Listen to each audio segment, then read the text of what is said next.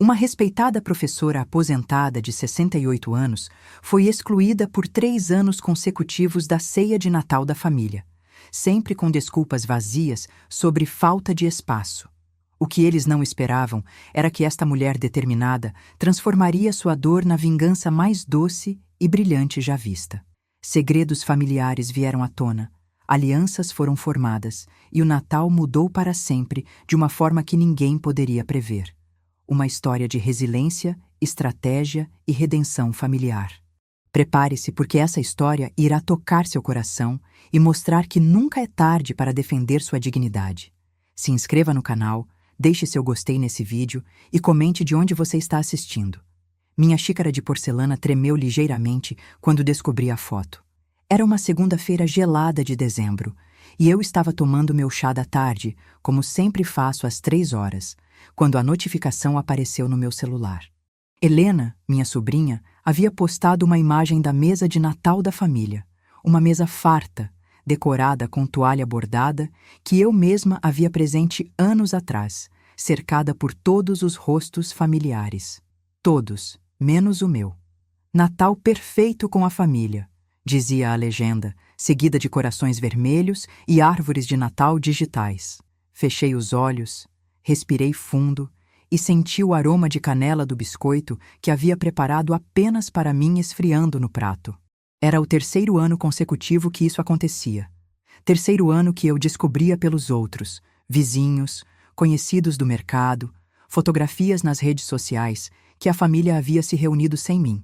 Sempre havia uma desculpa. No 1º ano, foi: Eulália, desculpa, mudamos de casa e o espaço ficou pequeno demais. No 2º, surgiu algo de última hora. Ficou tudo meio corrido. Este ano sequer houve desculpa. Simplesmente não fui convidada, como se eu não existisse. Aos 68 anos, depois de 40 anos dedicados à educação de jovens difíceis, depois de criar 2 filhos sozinha após a morte prematura do meu marido, depois de ser a tia que sempre esteve presente nos aniversários, formaturas e momentos importantes de cada sobrinho e sobrinha, eu me tornei invisível. Caminhei até a janela da sala e observei a rua silenciosa. As outras casas já exibiam suas decorações natalinas, pisca-piscas coloridos, bonecos de neve infláveis, guirlandas nas portas. Minha casa permanecia simples, apenas com uma pequena árvore artificial no canto da sala, enfeitada com as mesmas bolas vermelhas e douradas que uso há 10 anos. Voltei ao celular e olhei novamente a foto. Lá estava meu filho Roberto, sorrindo ao lado da esposa Carla, aquela que sempre encontrava motivos para me excluir. Meus netos, Ana Júlia e Pedro, de 15 e 12 anos, pareciam felizes, mas havia algo em seus olhares que eu conhecia bem. Depois de décadas lidando com adolescentes, aprendi a ler além das expressões superficiais. Minha irmã Conceição estava lá, é claro, sempre a primeira a defender as decisões de Carla. Meus cunhados, sobrinhos, até meu primo Geraldo, que mora em outra cidade e raramente aparece nas reuniões familiares, estava presente neste Natal perfeito. Sentei-me novamente na poltrona de veludo azul que meu marido havia comprado quando completamos 20 anos de casados. O tecido já estava desbotado em alguns pontos, mas o conforto permanecia o mesmo. Era nessa poltrona que eu corrigia provas durante todos aqueles anos, planejava aulas, pensava sobre cada aluno problemático que chegava até mim. Foi nesse momento que algo mudou. Talvez tenha sido a forma como a luz da tarde entrava pela janela e iluminava a foto no celular. Ou talvez tenha sido simplesmente o cansaço de 3 anos fingindo que não me importava. Mas olhei para aquela imagem e, em vez de sentir a dor familiar que me acompanhava a cada exclusão, senti algo diferente. Senti raiva. Não a raiva explosiva que destrói relacionamentos, mas aquela raiva fria, calculada, que nasce da clareza. A mesma raiva que me ajudou a lidar com diretores incompetentes, pais negligentes e sistemas educacionais falhos ao longo da minha carreira. A raiva que sempre canalizei para criar soluções. Levantei-me, caminhei até a escrivaninha onde costumava preparar minhas aulas e peguei um caderno limpo. Na primeira página, escrevi: Projeto Natal. Embaixo, uma data: Dezembro de 2025. Eu tinha exatamente 12 meses. Durante os próximos dias, observei cada movimento da família através das redes sociais com a meticulosidade de uma pesquisadora. Carla postava constantemente fotos dos filhos, reclamações veladas sobre o trabalho, momentos íntimos da vida familiar. Roberto aparecia pouco, sempre parecendo desconfortável quando estava no enquadramento. Conceição compartilhava cada publicação de Carla, adicionando comentários elogiosos que me faziam revirar os olhos. Mas foi quando vi a foto dos netos brincando sozinhos no quintal, enquanto os adultos conversavam em grupos fechados na varanda, que comecei a entender a dinâmica real daquela família perfeita. Ana Júlia, minha neta mais velha, tinha os mesmos olhos questionadores que eu via nos alunos mais inteligentes. Aqueles que percebiam quando algo não estava certo, mas ainda não tinham coragem de confrontar o sistema. Pedro parecia perdido, do jeito que as crianças ficam quando sentem tensões que não conseguem nomear. Na véspera do ano novo, enquanto organizava meus documentos antigos, encontrei uma pasta com cartas que meus alunos me escreveram ao longo dos anos. Uma delas, de uma garota chamada Fernanda, dizia: Professora Eulália, a senhora me ensinou que às vezes a melhor forma de mudar uma situação injusta não é confrontar diretamente, mas criar uma alternativa tão boa que torna a injustiça irrelevante. Sorri ao ler essas palavras. Fernanda havia se tornado advogada, especializada em direitos familiares. Talvez fosse hora de aplicar suas próprias lições. Abri o caderno novamente e comecei a escrever uma lista de nomes.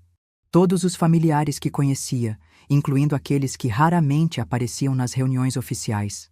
Primos distantes, cunhadas que se mudaram para outras cidades, tios que se afastaram após desentendimentos antigos. Pessoas que, como eu, talvez se sentissem deixadas de lado pela dinâmica familiar dominante. Ao lado de cada nome, anotei tudo o que sabia sobre suas vidas atuais, seus filhos, suas dificuldades, seus sonhos. Informações que havia coletado ao longo dos anos, através de conversas casuais, encontros em mercados, notícias que chegavam através de conhecidos em comum. Era quase meia-noite quando terminei a lista. 32 nomes. 32 pessoas que poderiam ter uma perspectiva diferente sobre família, sobre pertencimento, sobre o que realmente importa no Natal. No último dia do ano, enquanto a cidade explodia em fogos de artifício, eu estava sentada na minha poltrona azul, planejando silenciosamente a revolução mais doce da minha vida. Janeiro trouxe consigo uma energia que eu não sentia há anos. Acordava às 6 da manhã, como sempre fiz durante minha carreira, mas agora não era o alarme que me despertava, era a ansiedade gostosa de quem tem um projeto importante pela frente. Minha primeira ligação foi para a prima Marieta, irmã mais nova do meu pai, que havia se mudado para o interior após se aposentar. Não falávamos há 3 anos, desde que ela se sentiu desconfortável numa reunião onde Carla fez comentários desagradáveis sobre gente que não se cuida. Eulália, que surpresa boa! Sua voz soou genuinamente alegre. Estava justamente pensando em você esses dias. Como está? Conversamos por 2 horas. Marieta me contou sobre sua nova vida numa cidadezinha do interior, onde cultivava um jardim imenso e dava aulas de bordado para as mulheres da comunidade. Quando o assunto família surgiu, ela não conseguiu esconder um suspiro. Sabe, Eulália, às vezes sinto como se tivéssemos nos tornado estranhas para eles. Como se nossas vidas simples não fossem interessantes o suficiente para fazer parte da história oficial da família. Era exatamente o que eu esperava ouvir, mas doía confirmar que não era só comigo. Mari, que tal organizarmos um encontro nosso? Algo pequeno, intimista. Podíamos chamar algumas pessoas que não vemos há tempo. O entusiasmo na voz dela foi imediato. Combinamos que ela viria me visitar em fevereiro, e juntas planejaríamos um almoço para março. Minha segunda ligação foi para Teresa, viúva do irmão mais novo do meu falecido marido. Ela havia se afastado da família, após algumas discussões sobre a herança, mas sempre mantivemos contato esporádico. Eu sabia que você ia me ligar. Ela riu. Sonhei com você semana passada. Como está, querida? Teresa vivia sozinha num apartamento pequeno no centro da cidade, sobrevivendo com uma pensão modesta. Durante nossa conversa, descobri que ela havia desenvolvido uma paixão inesperada pela culinária vegetariana e passava os dias experimentando receitas que encontrava na internet. Sabe o que mais me faz falta, Lula? Ela usou o apelido que só os mais próximos conheciam. É cozinhar para alguém que realmente aprecie. Esses pratos elaborados que faço ficam todos para mim, e no final acabo comendo miojo porque é deprimente jantar sozinha algo especial. Anotei mentalmente. Teresa seria perfeita para ajudar com um projeto culinário maior. Em fevereiro, quando Marieta chegou para a nossa visita de uma semana, minha casa ganhou uma energia completamente nova. Ela trouxe produtos artesanais da sua cidade, geleias caseiras, pães de fermentação natural, bordados delicados, e transformou minha cozinha num laboratório de experiências gastronômicas. Você tem uma casa perfeita para receber pessoas, ela observou enquanto reorganizava meus armários com a eficiência de quem tinha experiência em organizar encontros comunitários. Por que não faz isso mais vezes? Era uma pergunta que eu vinha evitando responder para mim mesma. Durante os primeiros anos após a aposentadoria, eu realmente havia me fechado mais. A perda do marido, a rotina menos estruturada, a sensação gradual de que minha opinião importava menos nas decisões familiares, tudo isso havia contribuído para que eu me tornasse uma versão mais isolada de mim mesma. Talvez seja a hora de mudar isso, respondi, observando como a mesa de jantar ficava mais bonita com a toalha de crochê que ela havia trazido de presente. Durante nossa semana juntas, Marieta me ajudou a fazer uma lista de todos os parentes que poderíamos contatar para o almoço de março. Ela tinha uma memória impressionante para a genealogia familiar e conexões que eu havia perdido de vista. Lembra da Josefa, prima do lado da sua mãe? Ela agora mora aqui na capital, cuida dos netos enquanto a filha trabalha. E o Antônio, filho do primo Geraldo? Ele se separou no ano passado e está criando os filhos sozinho. E a Dulce, que sempre foi meio artista? Ela abriu um ateliê de cerâmica. A cada nome, minha lista crescia e minha estratégia se refinava. Não se tratava apenas de reunir pessoas esquecidas pela família oficial.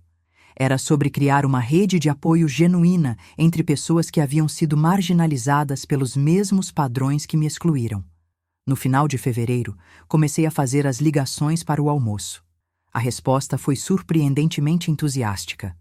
Josefa chorou ao telefone quando soube que alguém havia lembrado dela. Antônio pareceu aliviado ao saber que poderia trazer os filhos para um ambiente familiar sem julgamentos. Dulce ofereceu imediatamente fazer lembrancinhas de cerâmica para todos. Sabe, Eulália, Dulce me disse durante nossa conversa, às vezes acho que a gente foi rejeitando a si mesmo antes mesmo de ser rejeitado pelos outros, como se não fôssemos dignos de fazer parte da família importante. Era uma observação profunda que me fez pensar sobre meu próprio comportamento ao longo dos últimos anos. Quantas vezes eu havia declinado convites ou evitado contato por medo de ser vista como inconveniente? Quantas vezes eu havia me diminuído para não incomodar a dinâmica estabelecida? Março chegou com o almoço, que se transformou no evento mais acolhedor que eu havia organizado em anos. 17 pessoas compareceram à minha casa, algumas trazendo pratos típicos de suas regiões, outras contribuindo com histórias familiares que eu nunca havia escutado. A mesa, estendida com 2 folhas extras que eu não usava há décadas, mal comportava todos os pratos. O aroma de temperos diferentes se misturava na casa, criando uma sinfonia olfativa que despertou memórias de reuniões familiares da minha infância, quando as casas eram menores, mas os corações pareciam maiores. Durante o almoço, algo mágico aconteceu. As pessoas começaram a contar histórias sobre si mesmas que iam muito além das versões resumidas que compartilhávamos em encontros superficiais. Antônio revelou que estava escrevendo um livro sobre paternidade solo. Josefa mostrou fotos dos bordados que ensinava para um grupo de mulheres refugiadas. Dulce trouxe peças de cerâmica que retratavam memórias de família com uma sensibilidade artística impressionante. Vocês sabem o que mais me impressiona? Comentou Teresa, enquanto ajudava a servir a sobremesa que havia preparado. um pavê de maracujá com biscoitos caseiros. É como todos nós temos vidas interessantes, projetos bonitos, histórias importantes para contar. Por que será que nunca falamos sobre essas coisas nas outras reuniões de família? A pergunta pairou no ar por alguns segundos, até que Marieta respondeu com a honestidade característica das pessoas mais maduras. Porque ninguém pergunta de verdade. Sempre fica naquele como vai, tudo bem, que bom, e depois o assunto muda para as conquistas dos mais jovens, os problemas de dinheiro, as fofocas sobre quem não está presente. Era verdade. Eu havia percebido isso durante minha carreira como professora. Quando você realmente pergunta sobre a vida de alguém e demonstra interesse genuíno pelas respostas, as pessoas se abrem de uma forma completamente diferente. Quando todos foram embora, no final da tarde, minha casa continuou impregnada com a energia daquele encontro. Não era apenas o cheiro da comida que persistia no ar, mas algo mais sutil. A sensação de que conexões reais haviam sido feitas, de que pessoas se sentiram vistas e valorizadas. Sentei-me na minha poltrona azul com o caderno de projeto e escrevi: Março. Primeira reunião bem-sucedida. Descoberta. Família esquecida tem histórias mais interessantes que família oficial. Próximo passo: expandir rede e mapear necessidades emocionais de cada pessoa. Estava apenas começando. Abril trouxe uma descoberta que mudou completamente minha estratégia. Durante uma visita casual ao mercado, encontrei Ana Júlia, minha neta mais velha, sozinha no corredor de produtos orgânicos, parada em frente ao iogurte natural, com uma expressão pensativa que eu conhecia bem. Vó Lula! Ela me cumprimentou com um sorriso genuíno que não via há meses. Que coincidência! Coincidência coisa nenhuma, respondi, abraçando-a com o carinho que sempre reservei para meus netos. Estou seguindo você porque senti falta das nossas conversas. Ela riu, mas percebi um alívio sutil em seus olhos. Aos 15 anos, Ana Júlia estava naquela fase delicada entre a adolescência e a vida adulta, quando as opiniões familiares começam a pesar de forma diferente na formação da personalidade. Vó, posso te contar uma coisa? Mas promete que não vai repetir para ninguém? Caminhamos até o pequeno café dentro do supermercado e ela começou a falar sobre coisas que me fizeram entender muito melhor a dinâmica da minha própria família. Ana Júlia se sentia sufocada pela constante pressão de ser a neta perfeita em todas as reuniões familiares. Carla havia criado um sistema de expectativas tão rígido que a menina mal conseguia expressar suas opiniões sem medo de julgamento. Sabe o que mais me incomoda, vó? É que parece que todos fingem que está tudo perfeito o tempo todo. Tipo, não pode ter problema, não pode estar triste, não pode questionar nada. E quando alguém tenta falar sobre algo mais sério, sempre tem alguém mudando de assunto. Era exatamente o que eu suspeitava. A exclusão não era apenas sobre mim. Era sobre um padrão de comportamento que estava afetando todos na família, especialmente os mais jovens. E o Pedro? Como ele está lidando com isso? Ana Júlia suspirou. O Pedro nem percebe tanto ainda, sabe? Mas eu vejo que ele fica confuso quando tem reunião de família. Ele sempre pergunta por que você não vai mais, e quando a mamãe dá aquelas desculpas, ele fica com cara de quem não entendeu nada. Meu coração se apertou ao saber que meus netos sentiam minha ausência, mas também se encheu de uma determinação renovada. Não era apenas sobre minha dignidade pessoal, era sobre o tipo de família que estávamos deixando como legado para eles. Ana, que tal você e o Pedro virem almoçar comigo no sábado? Posso fazer aquele escondidinho de carne seca que vocês adoravam quando eram pequenos. Seus olhos brilharam. Sério, vó? Mas e se a mamãe não deixar? Deixe a mamãe comigo. Eu vou ligar para ela hoje. A ligação para Carla foi uma das conversas mais tensas que tive em anos. Ela começou com o tom defensivo habitual, me tratando como se meu convite fosse uma inconveniência. Mas quando mencionei que Ana Júlia havia me procurado espontaneamente, algo mudou em sua voz.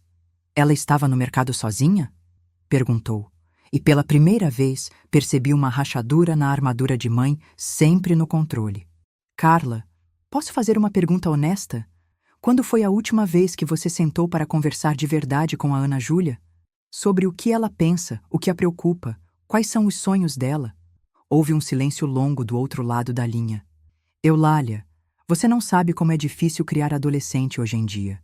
Tudo é motivo para drama, tudo é problema existencial.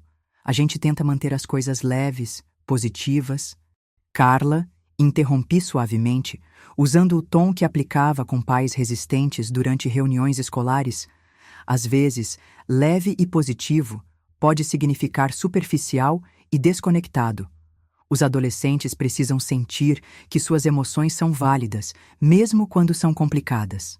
O resultado foi que não apenas Ana Júlia e Pedro puderam almoçar comigo no sábado, como Roberto também apareceu, alegando que queria matar a saudade. Foi a primeira vez que conversamos a sós em mais de um ano. Pai, você está bem?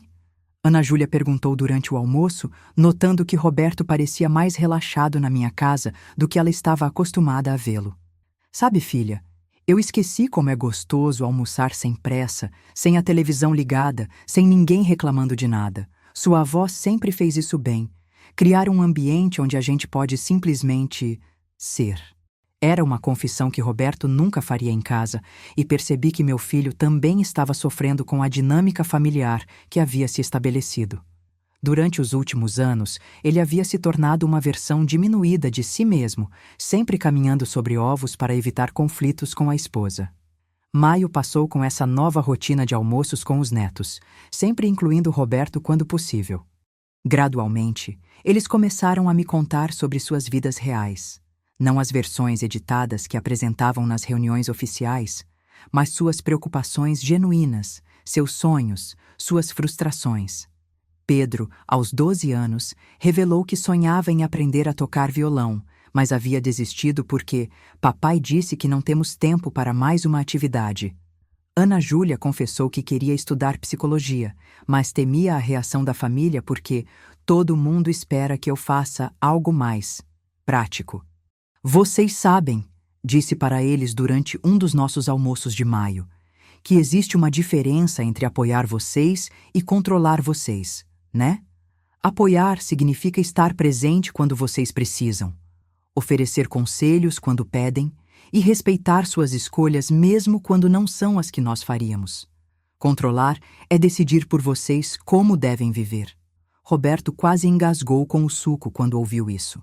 Mãe, você está falando da Carla, né? Estou falando de qualquer adulto que esquece que jovens precisam de espaço para errar e aprender. Inclusive eu mesma, quando vocês eram pequenos. Foi nesse momento que Roberto me contou algo que mudou completamente minha perspectiva sobre a exclusão das reuniões familiares. Carla não me excluía por maldade pura. Ela me via como uma ameaça ao controle que exercia sobre a narrativa familiar. Minha presença representava uma voz alternativa, uma perspectiva diferente sobre como as coisas deveriam ser. Ela tem medo, mãe. Medo de que os meninos prefiram vir aqui, onde não há regras sobre como devem se comportar. Medo de que eu perceba como nossa casa virou um lugar tenso. Medo de perder a posição de centro da família. Era uma revelação triste, mas que me ajudou a entender que minha exclusão era, paradoxalmente, um reconhecimento do meu valor. Carla sabia que eu oferecia algo que ela não conseguia dar. Um espaço de aceitação incondicional. Em junho, comecei a expandir essa filosofia para outros membros da família esquecida. Cada pessoa que havia participado do almoço de março recebeu uma ligação individual minha, não para falar sobre reuniões ou planos, mas simplesmente para perguntar como estavam e oferecer uma escuta genuína. Antônio me contou sobre as dificuldades de criar 2 filhos sozinho enquanto tentava terminar o livro que escrevia nas madrugadas. Ofereci-me para cuidar das crianças alguns fins de semana para que ele pudesse ter tempo ininterrupto de escrita. Dulce estava passando por uma crise criativa e questionando se vale a pena continuar investindo na carreira artística aos 58 anos. Passei uma tarde inteira em seu ateliê, ouvindo suas preocupações e ajudando-a a redescobrir a paixão pela cerâmica através de conversas sobre arte e propósito de vida. Josefa estava enfrentando problemas de saúde que a deixavam insegura sobre o futuro. Organizei uma rede de apoio entre as mulheres do nosso grupo para que ninguém enfrentasse consultas médicas sozinha. A cada conversa, percebia que estava aplicando as mesmas habilidades que desenvolvi durante décadas como educadora. a capacidade de ouvir além das palavras, identificar necessidades não expressas e oferecer apoio prático sem julgamento. No final de junho, minha casa havia se tornado um ponto de encontro informal. Não havia mais eventos organizados. As pessoas simplesmente apareciam, sabendo que seriam bem-vindas. Minha cozinha estava sempre com algo no fogo, minha mesa sempre posta para mais uma pessoa, minha sala sempre aberta para conversas que se estendiam pela tarde. Era exatamente o oposto da dinâmica controlada das reuniões oficiais da família, e isso estava começando a ser percebido por pessoas que nunca fizeram parte da minha lista original. Julho começou com uma surpresa que redefiniu completamente minha compreensão sobre a dinâmica familiar. Estava preparando um bolo de cenoura numa tarde quente, quando a campainha tocou insistentemente. Abri a porta e encontrei Conceição, minha irmã mais velha, parada na varanda com uma expressão que misturava nervosismo e determinação. Conceição, o que você está fazendo aqui? Não consegui esconder a surpresa na voz. Minha irmã não visitava minha casa há mais de 2 anos. Precisamos conversar, Eulália. Posso entrar? Ela entrou sem esperar resposta, caminhando diretamente para a cozinha, como costumava fazer quando éramos mais jovens. Sentou-se na cadeira que sempre foi dela, quando visitávamos a casa da nossa mãe, e por um momento fomos apenas 2 irmãs de volta aos anos 1970. Você vai me oferecer café ou vou ter que pedir?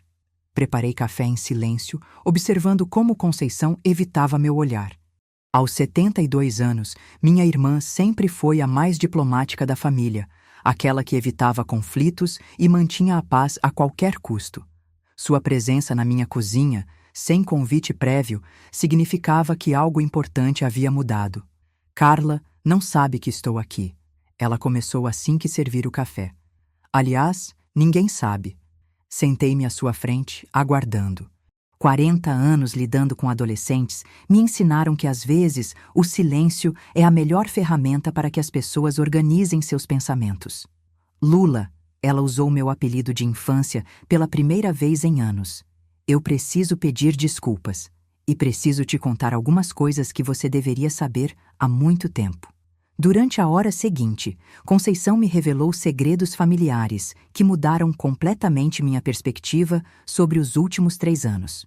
A exclusão das reuniões não havia sido uma decisão espontânea de Carla. Havia sido uma estratégia deliberada, discutida em reuniões familiares das quais eu estava excluída. Ela convenceu todo mundo de que você estava ficando difícil, que suas opiniões estavam causando tensão, que você criticava a forma como ela criava as crianças, que você fazia comentários desagradáveis sobre as escolhas do Roberto. Minha xícara parou no meio do caminho até minha boca. Conceição, quando eu fiz alguma dessas coisas? Nunca. Pelo menos não do jeito que ela contou. Mas ela tem uma habilidade impressionante de pegar conversas normais e transformar em evidência de que alguém é problemático. Conceição me contou sobre a reunião onde Carla apresentou evidências da minha suposta interferência na educação dos netos. Uma vez que eu havia sugerido que Ana Júlia poderia se beneficiar de aulas de arte, se tornou Eulália quer que Ana Júlia abandone os estudos para ser artista. Uma conversa onde mencionei que Pedro parecia tímido demais para sua idade virou Eulália acha que estamos criando Pedro mal. E vocês acreditaram nisso? Eulália, ela é muito convincente e... Bem, é mais fácil excluir uma pessoa do que questionar o sistema inteiro, sabe? Especialmente quando essa pessoa não está presente para se defender. Era a confissão que eu suspeitava, mas não queria acreditar. Minha própria família havia participado de um tribunal onde eu fui julgada e condenada sem ter direito de defesa. Mas por que está me contando isso agora? Conceição suspirou profundamente. Porque nas últimas semanas, várias pessoas começaram a comentar sobre como você está bem, como sua casa está sempre cheia de gente interessante, como você parece mais feliz do que qualquer um de nós. E eu comecei a perceber que talvez tenhamos errado. A ironia não passou despercebida. Minha exclusão havia me forçado a construir uma rede social mais autêntica e satisfatória do que qualquer reunião familiar oficial. Conceição, posso te fazer uma pergunta?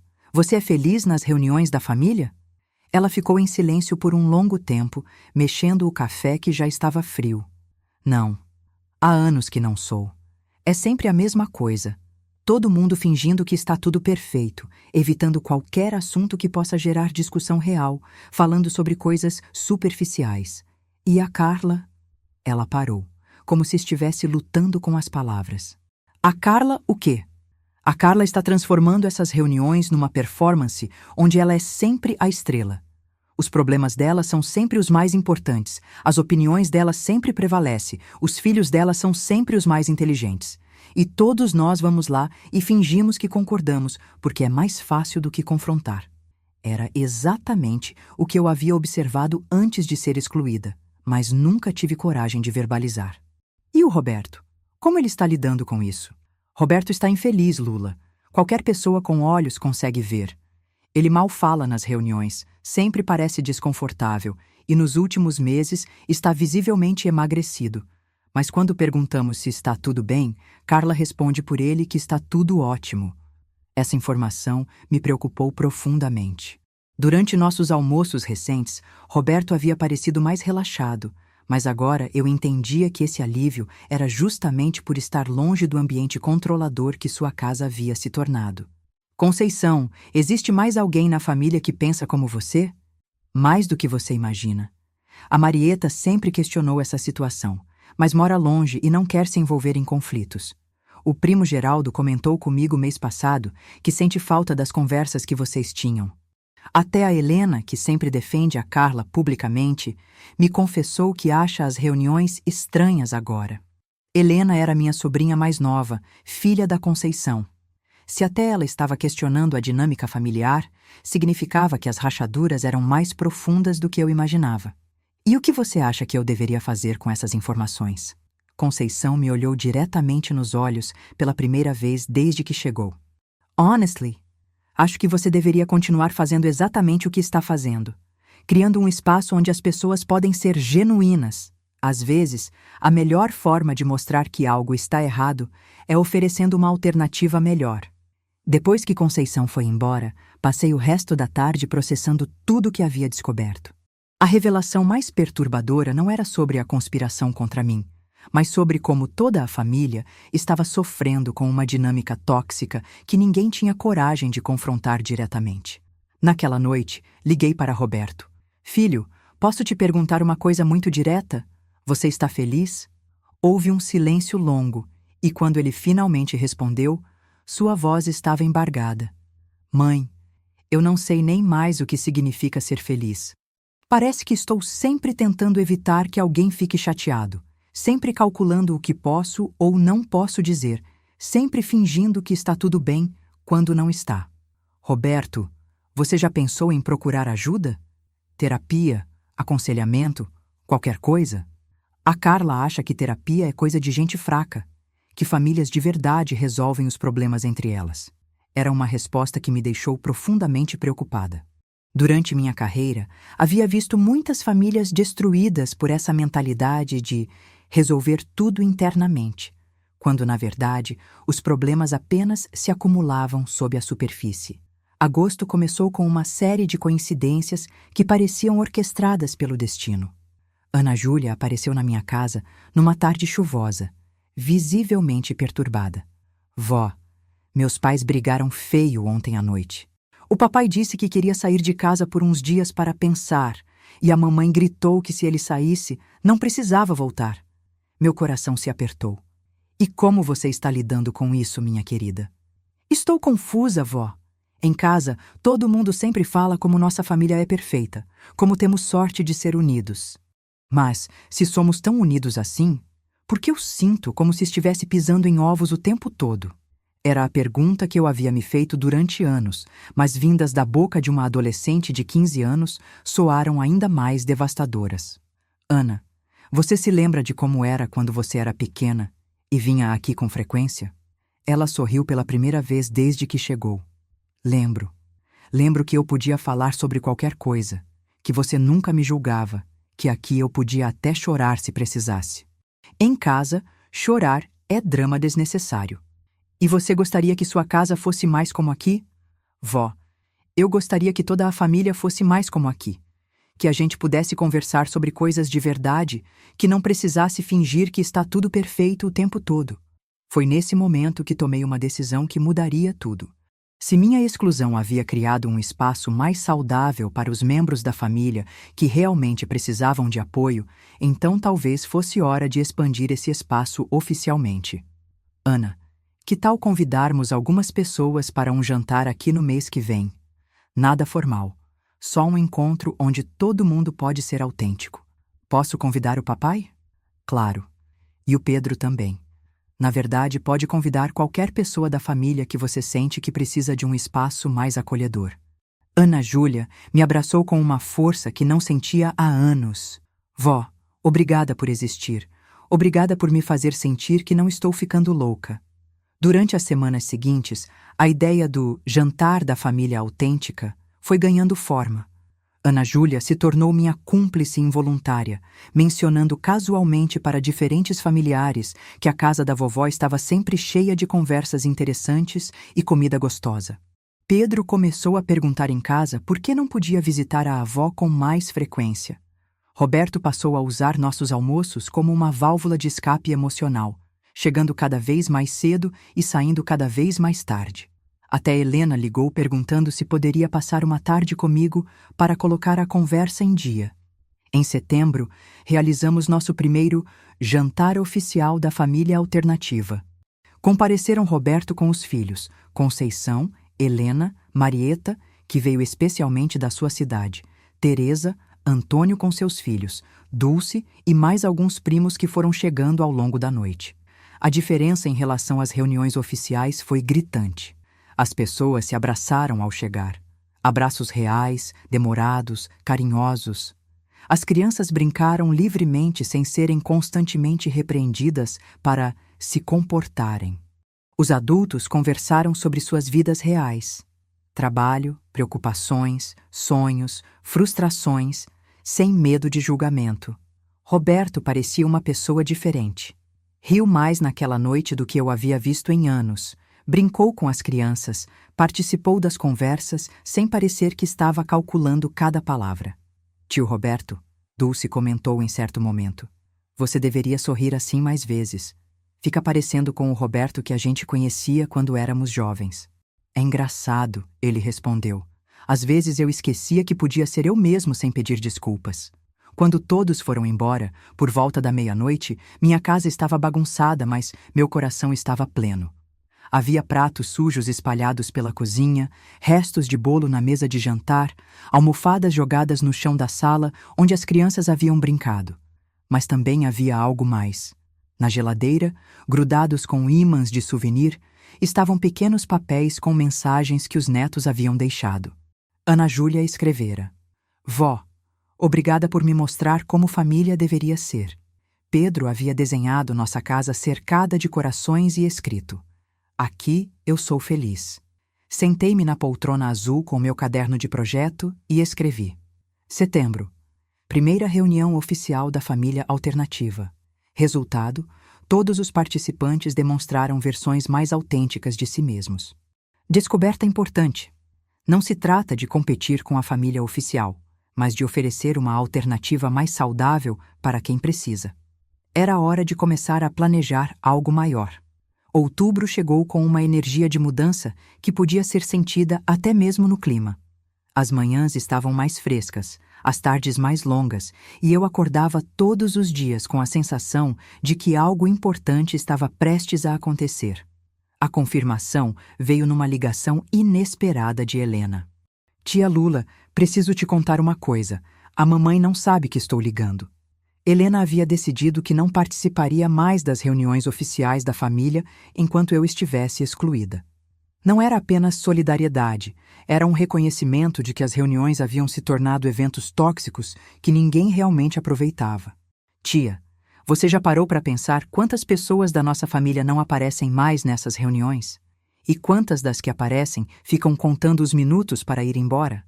Ela tinha razão. Nos últimos anos, as reuniões oficiais haviam se tornado progressivamente menores e mais tensas. Pessoas inventavam desculpas para não comparecer.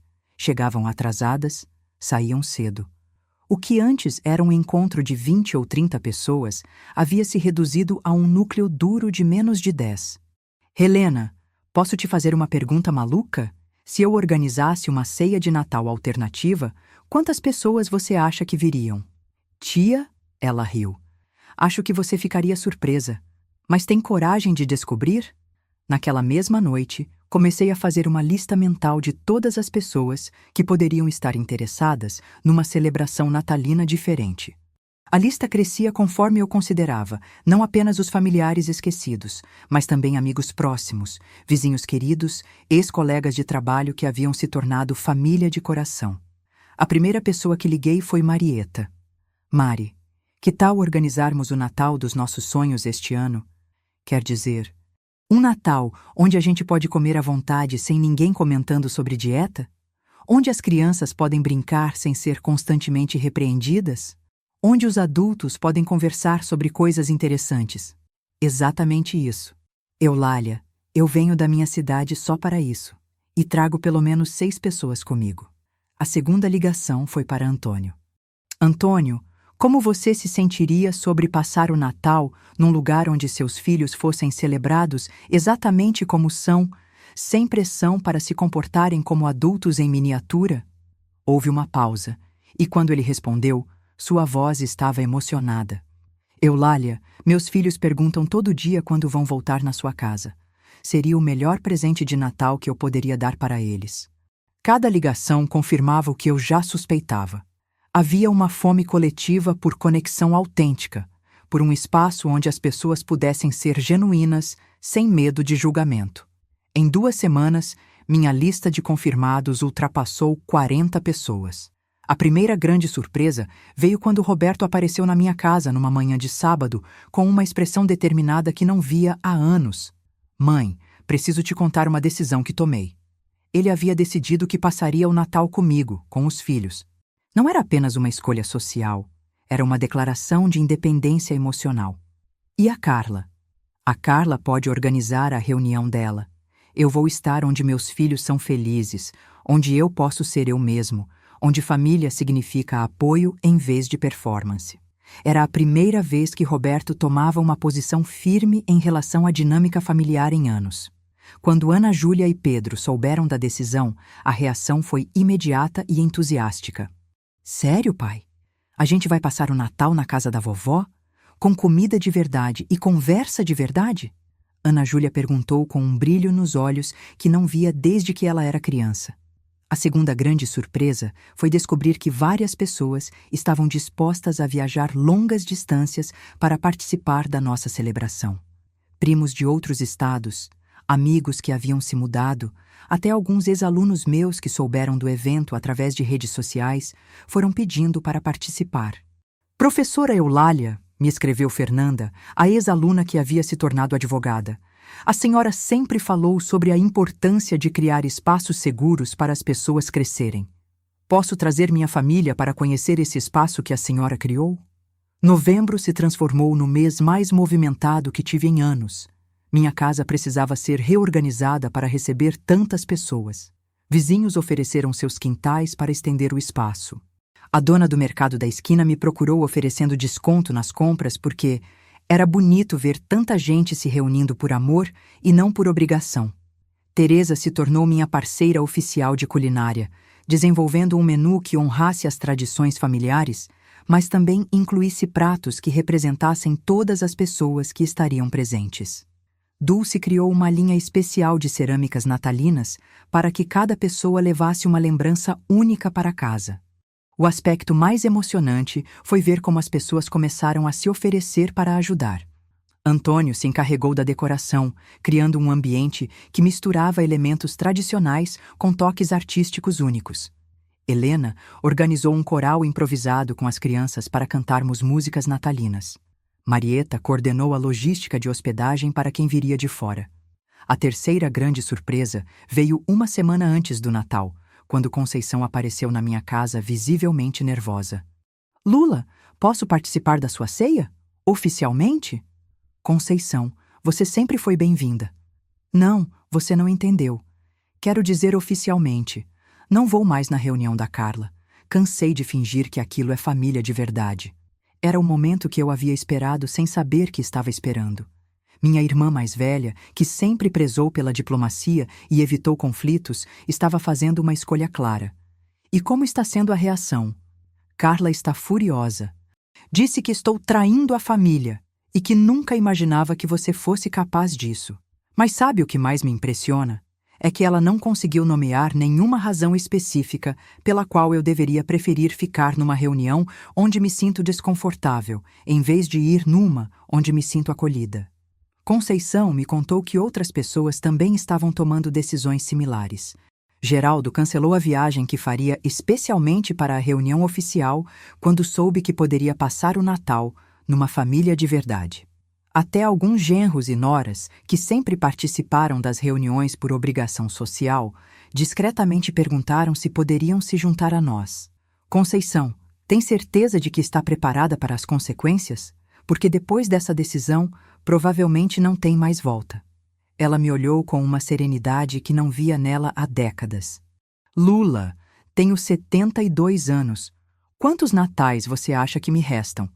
Vou desperdiçar eles fingindo ser feliz ou vou aproveitá-los sendo genuinamente feliz? Era uma pergunta que resumia perfeitamente o que todos nós estávamos enfrentando. Na véspera do Natal, enquanto fazia os últimos preparativos, recebi uma ligação inesperada. Era Carla. Eulália, precisamos conversar. Sua voz estava diferente, menos controlada, mais vulnerável. Carla, se você quer tentar me convencer a desistir da ceia, pode poupar seu tempo. E se quer tentar convencer as pessoas a não virem aqui, já é tarde demais. Não é isso, é que vocês podem ter lugar para mais 3 pessoas? Quase deixei o telefone cair. Como assim? Eulália, eu observei vocês nos últimos meses. Vi como Roberto está mais feliz, como as crianças falam da sua casa com um brilho nos olhos, como até a Conceição está mais leve. E eu estou cansada de ser a vilã da história. Estou cansada de organizar reuniões que ninguém realmente quer frequentar. Era uma confissão que mudava tudo. Carla, você tem certeza? Porque aqui não é um lugar onde você pode controlar como as coisas acontecem. Aqui as pessoas são elas mesmas, com todas as imperfeições. Talvez seja exatamente disso que eu preciso. Ela respondeu com uma honestidade que nunca havia ouvido em sua voz. Na manhã de Natal, enquanto observava minha casa se enchendo de pessoas queridas, cada uma trazendo um prato, uma história, um sorriso genuíno, entendi que minha vingança havia se transformado em algo completamente diferente do que planejei originalmente. Não havia destruído a família oficial, havia criado uma família escolhida. E o mais surpreendente era que até mesmo aqueles que me excluíram reconheceram que o que construímos juntos era mais valioso do que aquilo que tentaram preservar através da exclusão. O Natal de 2025 começou para mim antes mesmo do sol nascer. Acordei às 5 da manhã com aquela sensação especial que só as crianças costumam ter na manhã de Natal, uma mistura de ansiedade e alegria pura. Aos 68 anos, eu estava prestes a viver o Natal mais especial da minha vida. A primeira pessoa a chegar foi Teresa, carregando 2 sacolas enormes de ingredientes para os pratos finais que prepararíamos juntas. Encontrei-a na cozinha às 7 da manhã, já com o avental amarrado e uma expressão concentrada de chefe profissional. Bom dia, querida. Trouxe a farofa especial que você pediu, mais os ingredientes para aquela sobremesa surpresa que planejamos. Trabalhamos lado a lado em silêncio confortável por algumas horas, cada uma sabendo instintivamente qual era seu papel na dança culinária que havíamos ensaiado nas semanas anteriores. O aroma de temperos, castanhas torradas e canela começou a impregnar a casa, criando aquela atmosfera única que transforma uma residência comum numa casa de família. Às 9 horas, Marieta chegou com seu esquadrão do interior, 6 pessoas que pareciam ter saído diretamente de um filme sobre famílias acolhedoras. Cada uma trouxe especialidades regionais que nunca havíamos provado, transformando nossa mesa numa celebração da diversidade culinária brasileira. Eulália, Marieta me abraçou com o carinho genuíno que sempre caracterizou nossa amizade. Você nem imagina o que isso significa para nós. Fazia anos que não participávamos de um Natal onde nos sentíssemos realmente bem-vindos. Por volta das 10, a casa começou a ganhar o ritmo festivo que eu havia sonhado durante meses. Ana Júlia chegou com Pedro, ambos carregando instrumentos musicais. Ela havia trazido o violão que ganhara de presente antecipado de Roberto. Ele carregava um pandeiro que aprendeu a tocar especialmente para nossa celebração. Vó, organizamos algumas músicas com os primos para cantarmos depois do almoço, Ana Júlia anunciou com um entusiasmo que não demonstrava há anos nas reuniões familiares oficiais. Roberto chegou em seguida, trazendo Carla e carregando uma expressão que misturava alívio e nervosismo. Era a primeira vez que Carla entrava na minha casa em 3 anos, e ambas sabíamos que aquele momento representava muito mais do que uma visita de Natal. Eulália, Carla me cumprimentou com uma cordialidade cuidadosa. Obrigada por nos receber. Trouxe minha especialidade de Natal, aquele pudim de leite condensado que as crianças sempre gostaram. Era um gesto pequeno, mas significativo. Durante anos, Carla havia insistido que cada reunião familiar seguisse exclusivamente suas receitas e tradições. Trazer um prato para contribuir, em vez de impor sua vontade, representava um reconhecimento de que aquele espaço funcionava de forma diferente. Às 11 horas, minha casa já estava transformada numa verdadeira vila natalina. Conceição chegou acompanhada de Helena e 2 dos netos que eu não via há meses. Antônio trouxe seus filhos, que imediatamente se juntaram ao grupo de crianças que já havia se formado no quintal. Dulce apareceu carregando uma caixa com suas cerâmicas especiais, pequenas peças que criara especialmente para nossa celebração, cada uma única, cada uma representando um aspecto diferente do que significa família.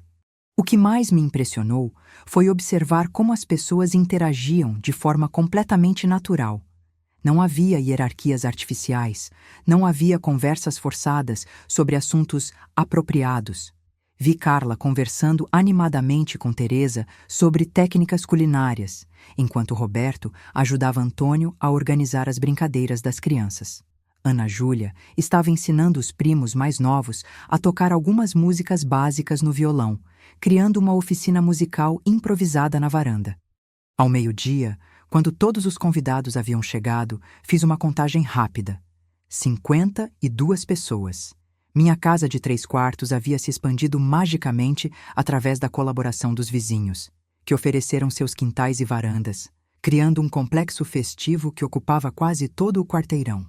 A mesa principal foi montada na sala, mas pequenas mesas auxiliares se espalharam pela casa e área externa, cada uma decorada com as cerâmicas de Dulce e arranjos florais que Marieta havia trazido do interior.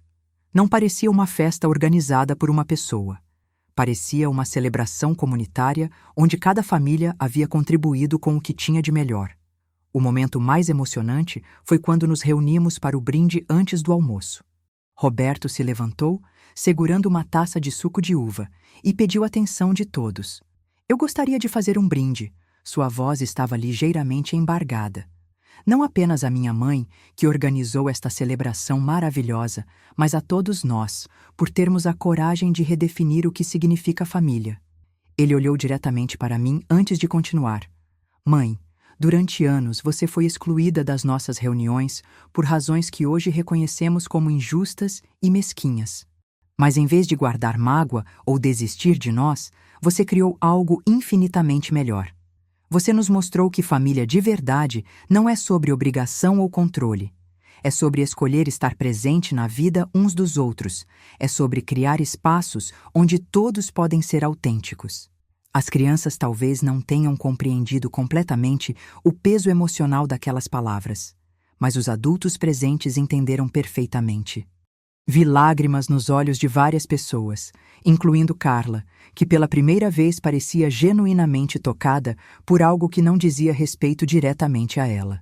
A todos vocês que escolheram estar aqui hoje, Roberto continuou. Obrigado por fazerem parte da nossa família real. A minha esposa, que teve a humildade de reconhecer quando precisava mudar. Aos meus filhos, que agora têm exemplos reais do que significa amor incondicional. E a minha mãe, que aos 68 anos nos ensinou que nunca é tarde para recomeçar.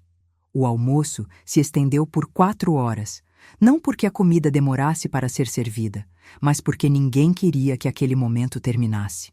As conversas fluíam naturalmente entre as mesas. Pessoas se levantavam para abraçar umas às outras, crianças corriam livremente entre os grupos de adultos, músicas eram cantadas espontaneamente. Por volta das 5 da tarde, Ana Júlia organizou o coral improvisado que havia planejado.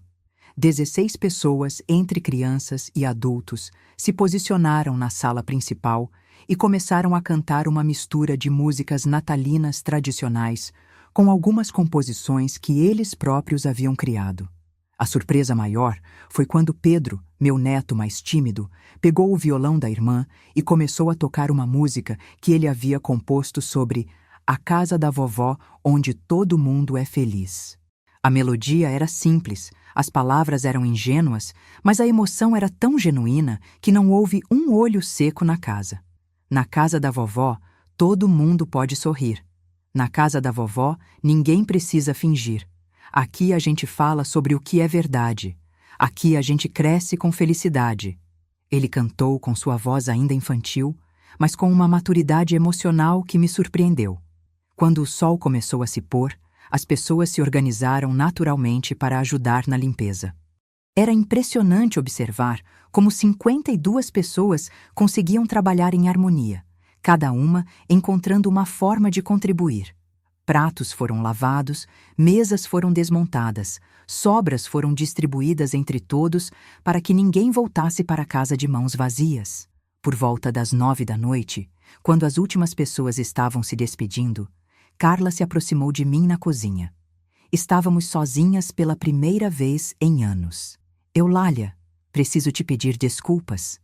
Não apenas por este ano, mas pelos últimos 3 anos. Não apenas pelas exclusões, mas por toda a dinâmica tóxica que criei. Parei de secar o prato que estava limpando e olhei diretamente para ela. Carla, o que mudou sua perspectiva? Ela suspirou profundamente antes de responder. Observar meus próprios filhos, ver como eles ficam genuinamente felizes aqui, de uma forma que nunca consegui proporcionar em casa. E perceber que Roberto está se tornando uma pessoa melhor, mais confiante, mais presente como pai e marido desde que voltou a frequentar sua casa. Era uma confissão difícil, especialmente vinda de alguém que sempre teve dificuldade de admitir erros. Além disso, ela continuou, passei os últimos meses organizando reuniões que eram cada vez mais vazias, enquanto vocês criavam celebrações que eram cada vez mais significativas.